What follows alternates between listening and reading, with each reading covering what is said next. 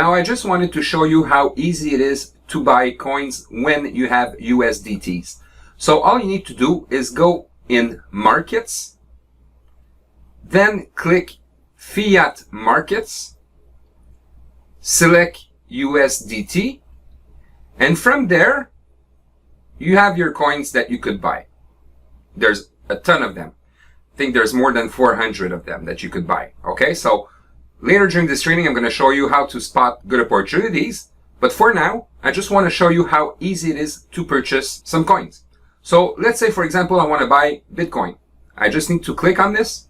It's going to open the price chart, and here I can buy. Now you can buy with a limit, or you could buy at market price. Me personally, I always buy at market price. So let's say I would want to buy some Bitcoin right now.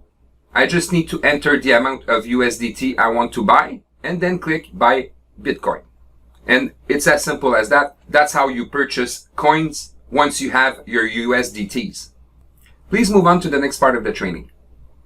Although Binance is quite safe to store your coins, it's always preferable to remove your coins from the Binance exchange site and put them on a hardware ledger. So the one that I use is Ledger Nano X, because this is not hosted on any website. It's basically a key that holds your information, so like that nobody can hack you, right? So the one that I use is Nano X, but I also use Trezor. Now Trezor is a little bit more expensive, so if you want something reliable and that doesn't cost too much, I suggest you go with the Nano X Ledger. If you have the budget to buy Trezor, then buy the Trezor one. But what's important here is that you store your coins on a hardware ledger or hardware wallet, call it what you want. Like that, you're sure that nobody's going to be able to steal your coins from you. And I'm going to make you an example. Let's say you buy, I don't know, Ethereum for $2,000 or $4,000 whenever you buy it. And from that point, it skyrockets to $40,000. So your one coin would be worth $40,000. Now, it would be really a shame that you get that coin stolen for XYZ reason, right?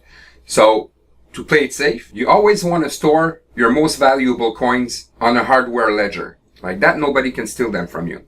Obviously, this is not something that's necessary. You could always leave your coins in Binance, but there's always a risk that Binance gets hacked one day, and it would be really a shame that you lose your coin over this. And especially, if ever there were to be a hack, it's going to be when coins are going to be at their highest, right?